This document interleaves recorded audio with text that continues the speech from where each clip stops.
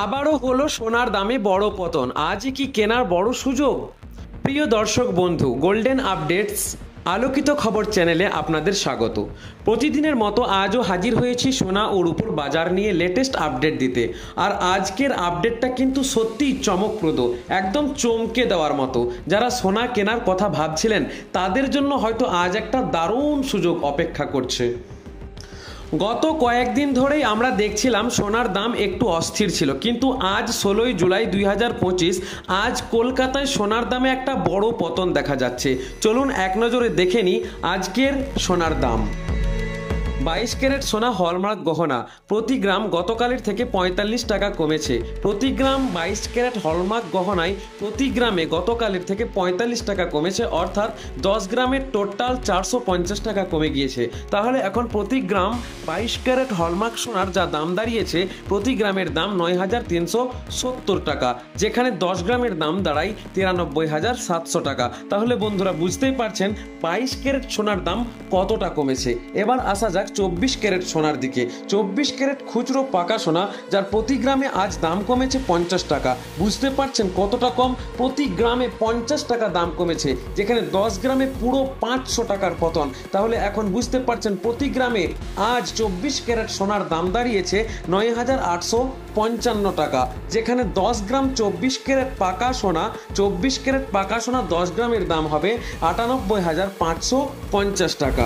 এবং 24 ক্যারেট সোনা যেগুলো সোনার বাট, সেগুলো আজ আমরা একবার দামটা দেখে নেব।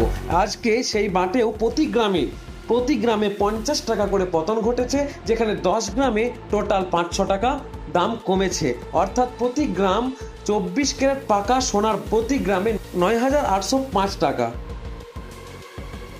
তাহলে বুঝতেই পারছেন বেশ ভালোই কমেছে আজকে দাম। বিশেষ করে 10 গ্রামের হিসেবে এই পতনটা কিন্তু চোখে পড়ার মতো। কিন্তু প্রশ্ন হচ্ছে এই দাম কমার কারণ কি হতে পারে? কি কারণে হঠাৎ করে এইভাবে দাম কমে গেল? যেখানে কিছুদিন ধরে সোনার দাম ঊর্ধ্বমুখী ছিল, সেখানে আজ হঠাৎ করে দাম কমে যাওয়ার কি কারণ? এর পিছনের বড় রহস্যটা কি? সেই রহস্যেরই উন্মোচন করব। অবশ্যই এই ভিডিওটি শেষ পর্যন্ত দেখবেন এবং ভিডিওটি ভালো লাগলে পরে অবশ্যই সাবস্ক্রাইব করবেন, একটা লাইক দেবেন এবং আমাদের সঙ্গে থাকবেন। এর পিছনে কারণগুলো আন্তর্জাতিক বাজারে প্রভাব, সবচেয়ে বড় কারণ রয়েছে আন্তর্জাতিক বাজারে প্রভাব নাকি দেশীয় কারণ কাজ করতে পারে, এই নিয়ে এখন প্রশ্ন। এর পিছনে কারণ কি হতে পারে? আন্তর্জাতিক বাজারের প্রভাব নাকি দেশীয় কোনো কারণ এখানে কাজ করছে? চলুন আমরা এগুলো জেনে নেব। বিশেষজ্ঞদের মতে আন্তর্জাতিক বাজারে সোনার চাহিদায় কিছুটা ভাঁটা এবং ডলারের মূল্যবৃদ্ধি অনেক সময় সোনার দামকে প্রভাবিত করে। আজকের এই পতনটাও হয়তো তারই ফল। তবে মনে রাখবেন সোনার দাম সবসময় ওঠানামা করে, অল টাইম, প্রত্যেকটা সময় সোনার দাম প্রতি ঘন্টায় ওঠানামা করে। তাই শুধুমাত্র আজকের দিনের দাম দেখে সিদ্ধান্ত নেবেন না।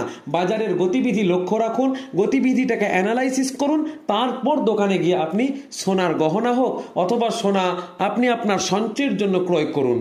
তাহলে এখন প্রশ্ন হলো, এই কম দামে কি সোনা বুদ্ধিমানের কাজ হবে কিনে নেওয়াটা? জি একদমই না। বিনিয়োগকারী অথবা গহনা প্রেমী সবার জন্যই কি এটা সুবর্ণ সুযোগ? না, তাও কিন্তু না। যারা গহনা কেনার পরিকল্পনা করছিলেন তাদের জন্য তো বটেই, কারণ প্রতি 10 গ্রাম অনেকটা সাশ্রয় হচ্ছে। আর বিনিয়োগের কথা ভাবলে পরে, বিনিয়োগের কথা বললে পরে লং টার্মের জন্য সোনা বারবারই একটা নিরাপদ আশ্রয়। তবে যে কোনো বিনিয়োগের আগে নিজের আর্থিক উপদেষ্টার সঙ্গে আলোচনা করে নেওয়া একদম বুদ্ধিমান কাজ হবে। এই দামগুলিতে জিএসটি, টিসিএস এবং মেকিং চার্জ যুক্ত করা হয়নি, তাই দোকানের চূড়ান্ত দাম কিছুটা বেশি হতে পারে। কেনার আগে অবশ্যই বিশ্বস্ত জুয়েলার্সের সঙ্গে আপনারা কথা বলে নেবেন। এবং পরিশেষে সর্বশেষে জানাই আজকের ভিডিওটা কেমন লাগলো এটা আমাদেরকে আপনারা জানাতে ভুলবেন না। কমেন্ট বক্স আপনাদের সামনেই আছে, আমরা প্রত্যেকটা কমেন্ট পড়ি। সোনা ও রূপোর বাজারের আরও নিত্য নতুন আপডেটের জন্য আমাদের চ্যানেলটি অবশ্যই সাবস্ক্রাইব করে রাখুন, পাশে থাকা বেল আইকনটি টিপে দিন যাতে কোনো আপডেট আপনার মিস না হয়। দেখা হচ্ছে পরের ভিডিওতে, ততক্ষণ ভালো থাকুন, সুস্থ থাকুন।